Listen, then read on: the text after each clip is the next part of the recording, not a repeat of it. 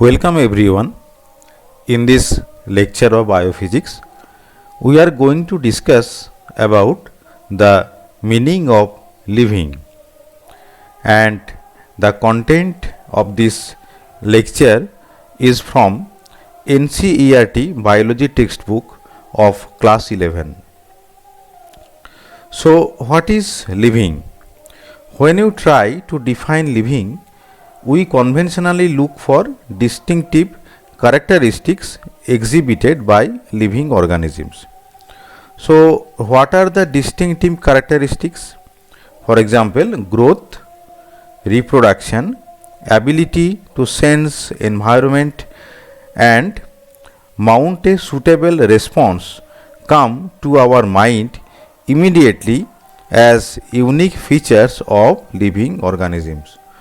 So, these are the features, that is growth, reproduction, and the ability to sense the environment. But we can also add some more features, for example, metabolism, ability to self-replicate, self-organization, interact and emergence. So, these are the some more features which can be noted for defining the meaning of living.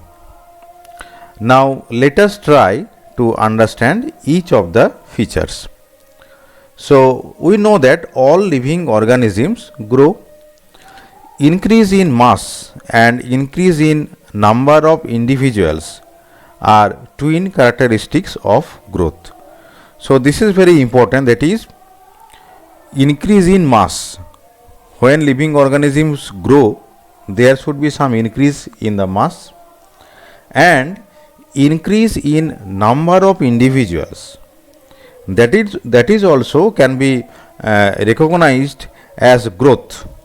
Growth in the sense that is count of the individuals. So, in other sense, it can also be noted as reproduction. A multicellular organism grows by cell division. So, we all know that by the method of cell division, multicellular organisms grow. In plants, this growth by cell divisions occurs continuously throughout their lifespan. In animals, this growth is seen only up to a certain age. So, this is the difference between the growth of plants and animals. In animals, the growth is seen only up to a certain age. However, cell division occurs in certain tissues to replace lost cells. Unicellular organisms grow by cell division. One can easily observe this in vitro cultures by simply counting the number of cells under a microscope. That is, the phenomena of cell division you can do this in your lab. You can count the number of cells if you use a suitable microscope. In majority of higher animals and plants, growth and reproduction are mutually exclusive events. One must remember that increase in body mass is considered as growth. That I have already told earlier, that is when you will speak about growth, then you have to remember that is growth actually means that there should be some increase in the body mass. Non-living objects also grow. If we take increase in body mass as a criteria for growth, mountains, boulders and sand mounds do grow. That is, we can also observe growth in mountains, boulders. So, now the point is that if we only say that is growth is a criteria for a living thing, Then we also observe that is there is growth in some mountains also, boulders also. So we cannot say that is growth is the only defining characteristic of living things. However, this kind of growth exhibited by non-living objects is by accumulation of material on the surface. It means that when we are speaking about the growth of the mountains or boulders, actually this growth is exhibited by some accumulation of material only on the surface. However, if we compare the growth between these non-living things, that is mountains and boulders, with the living things, then in living organisms growth is from the inside. We have already said that is, for example, animals grow by cell division, plants also grow by cell division. So the growth is occurring from the inside. Growth therefore cannot be taken as a defining property of living organisms. Conditions under which it can be observed in all living organisms have to be explained, and then we understand that it is a characteristic of living systems. A dead organism does not grow. So there should be some suitable conditions for the growth in the living organisms, because under such suitable conditions we can observe cell division and we can observe the growth in the living organisms, and we have to explain the condition under which this cell division occurs and a dead organisms do not grow. So this growth that we are speaking about, that is growth from the inside which occurs from the cell division, is a characteristic of only the living organisms. Reproduction likewise is a characteristic of living organisms. For example, we have already spoke about growth. Similarly, reproduction is also a characteristic of living organisms. In multicellular organisms, reproduction refers to the production of progeny. Progeny means offspring, that is next generation. The production of progeny possessing features more or less similar to those of parents. So when in multicellular organisms offspring or progenies are produced, then we observe that in the offsprings the characteristic of the offsprings is more or less similar to those of parents. Invariably and implicitly we refer to sexual reproduction. So the reproduction that we are speaking is sexual reproduction. Organisms reproduce by asexual means also. For example, fungi multiply and spread easily due to the millions of asexual spores they produce. In lower organisms like yeast and hydra, we observe budding. In planaria, which are also known as flatworms, we observe true regeneration.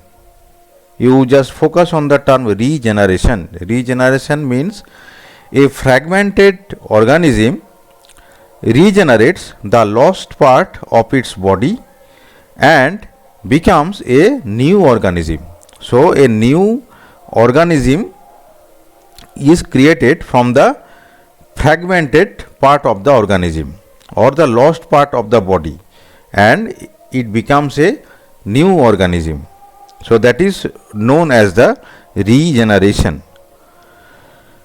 The fungi, the filamentous algae, the protonema of mosses all easily multiply by fragmentation.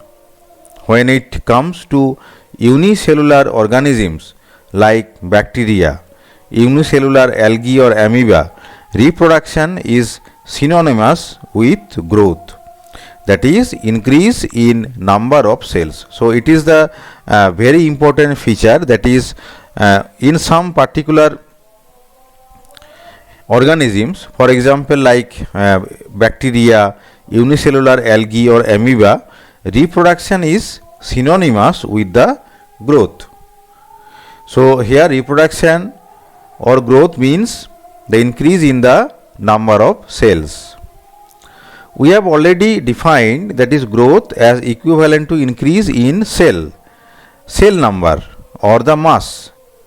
Hence, we notice that in single celled organisms we are not very clear about the usage of these two terms, growth and reproduction. That we have already said earlier, that is sometimes growth and reproduction means the same thing. Further, there are many organisms which do not reproduce.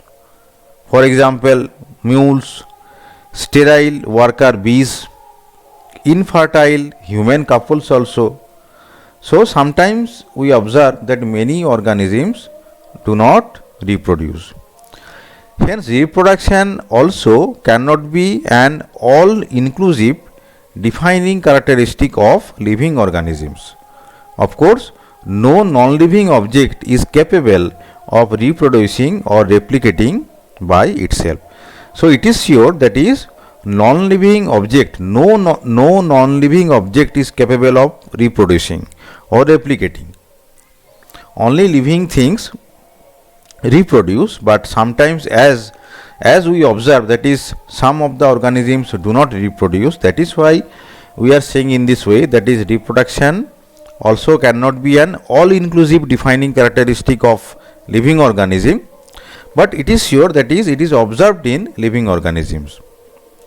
Another characteristic of life is metabolism. So it is one of the most important feature of the living organism. All living organisms are made of chemicals. These chemicals are either small or big, belonging to various classes, sizes, functions, etc. And we will learn about these chemicals in some later lectures. And these chemicals are constantly being made and changed into some other types of biomolecules. So there is constant production of the chemicals and also simultaneously constant modification of these chemicals. These conversions are chemical reactions or metabolic reaction. So these conversion, that is generation of the chemical and conversion of these chemicals to other forms, these are basically known as the metabolic reactions. There are thousands of metabolic reactions occurring simultaneously inside all living organisms, be they unicellular or multicellular. So there are constant production of this chemical and the modification. That is, we constantly observe the metabolic reaction inside the cells. All plants, animals, fungi and microbes exhibit metabolism. The sum total of all the chemical reactions occurring in our body is metabolism.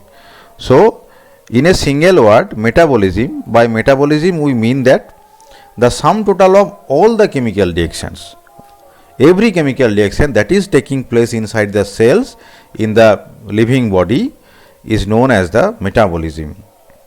No non-living object exhibits metabolism. Metabolic reactions can be demonstrated outside the body in cell-free systems. That is, in the laboratory, we can also demonstrate some metabolic reactions. An isolated metabolic reactions outside the body of an organism performed in a test tube. That is, if you perform an experiment of metabolism, and suppose you are doing this experiment in some laboratory but not inside the body of a organism. So that means this chemical reactions is being organized in some test tube in some laboratory. So in this case, this particular system means that is where the chemical reaction is being occurred. That system is neither living nor non-living, because it is very difficult to speak that whether this particular system is a living being or non-living being. We cannot define. Hence, while metabolism is a defining feature of all living organisms without exception, isolated metabolic reactions in vitro are not living things but surely living reactions. So, what we can say, if you perform some metabolic reaction in some laboratory, so the system in which the reaction is performed, that system we cannot say that it is living or non-living, but the reactions that are taking place in the test tube, that reactions can be termed as the living reactions. Why we are saying that living reactions? Because such types of reactions are generally occurred inside the living organisms. Hence, cellular organization of the body is the defining feature of life forms.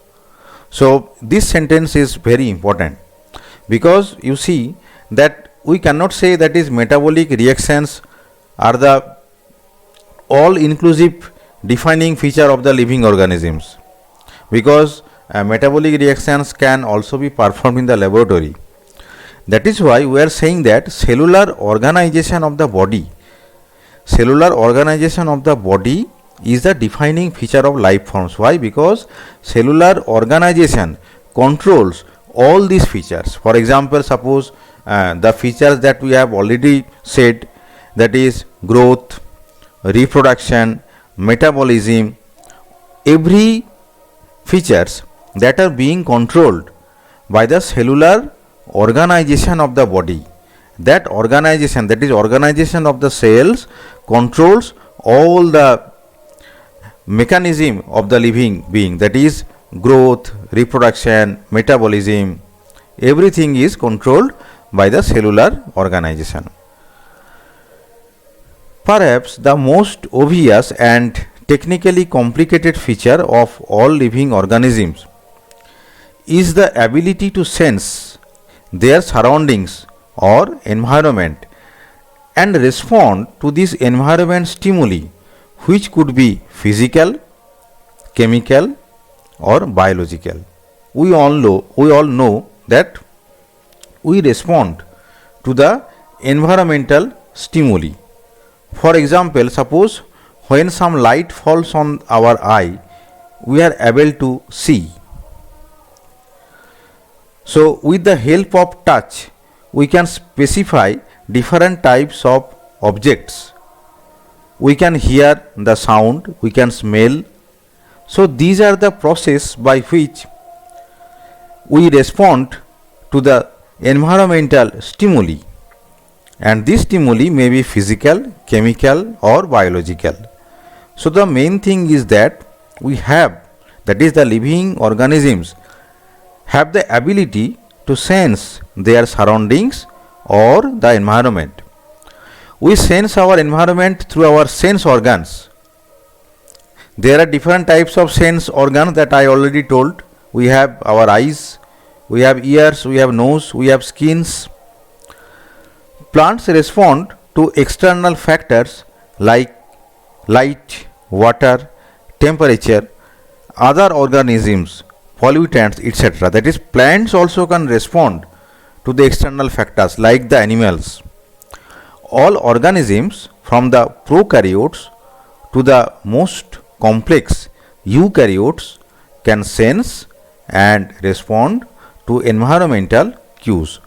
So, here you see, that is, you have learned two new terms, that is prokaryotes and eukaryotes. So, the organism can be classified between prokaryotic cells and eukaryotic cells.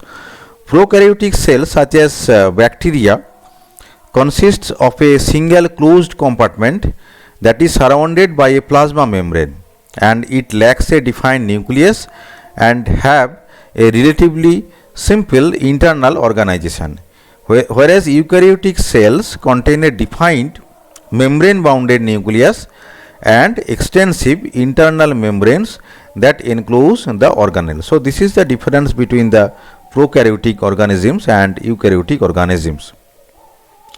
But the point is that all organisms, it may be prokaryotes, it may be complex eukaryotes, all respond to the environmental stimuli. Photoperiod affects reproduction in seasonal breeders. Some of the animals we know that are seasonal breeders, and photoperiod affects the reproduction in these organisms, and it may be both plants or animals. That is, seasonal breeders can be observed in both plants and animals. All organisms handle chemicals entering their bodies. Suppose there are some chemicals which have entered in human bodies. So, all organisms can handle such chemicals entering their bodies. It is not only for the human beings but also in the case of other organisms. All organisms therefore are aware of their surroundings. They know about their surroundings because they have the sense organs. Human being is the only organism who is aware of himself, that is, has self consciousness. So it is one of the important feature of the human being, that is, human being is the only organism who is aware of himself, that is, has self consciousness. Consciousness therefore becomes the defining property of living organisms. When it comes to human beings, it is all the more difficult to define the living state. Why? We observe patients lying in coma in hospitals, virtually supported by the machines which replace their heart and lungs. The patient is otherwise brain dead. It may happen that the patient is brain dead and he is controlled by some machines. The patient has no self consciousness. Suppose the patient has lost his self consciousness. Are such patients who never come back to normal life living or non living? So it is very difficult to predict this particular state, that is it a living state or is it a non living state? But the point is that all living phenomena, whatever it is, all living phenomena are due to underlying interactions between the cells. Properties of tissues are not present in the constituent cells but arise as a result of interactions among the constituent cells. So these cell to cell interaction is one of the most important feature of the living organisms. So that interactions actually controls everything. Similarly, properties of cellular organelles are not present in the molecular constituents of the organelle but arise as a result of interactions among the molecular components comprising the organelle. Suppose in a cell there are different types of organelle. We have already learned about that. There are nucleus, there are mitochondria, Golgi bodies, endoplasmic reticulum. Different organelles are present inside the cells, and molecular components of these organelles are different. But the main thing is that is the functions of this organelle arise as a result of interactions among the molecular components comprising those organelles. So these interaction between the molecular constituent is very important. These interactions result in emergent properties at a higher level of organization. So the point that we were discussing, that is the patient who is in coma. So in his case these interactions are important. That is whereas such types of interactions are taking place or not. So these defining properties are very important. This phenomena is true in the hierarchy of organizational complexity at all levels. Therefore, we can say that living organisms are self-replicating, evolving and self-regulating interactive systems capable of responding to external stimuli. So this sentence actually defines the characteristics of living beings. That is, we have to say in this way, that is, the living organisms are self-replicating, evolving, and self-regulating interactive systems. We have to stress this word, that is interactive. They have interactive systems that is capable of responding to the external stimuli. And the subject biology is the story of life on earth. Biology is the story of evolution of living organisms on earth. All living organisms, present, past and future, are linked to one another by the sharing of the common genetic material, but to varying degrees. That is, genetic material is linked with the organisms of the past, organisms of the present, and also organisms of the future. All are linked by a common genetic material, but this genetic material varies from one organism to other organisms. So I hope you have understood the meaning of living. I have discussed this lecture from the NCERT textbook of class 11, and for further understanding we can go through this textbook. And I thank you all who have listened this lecture.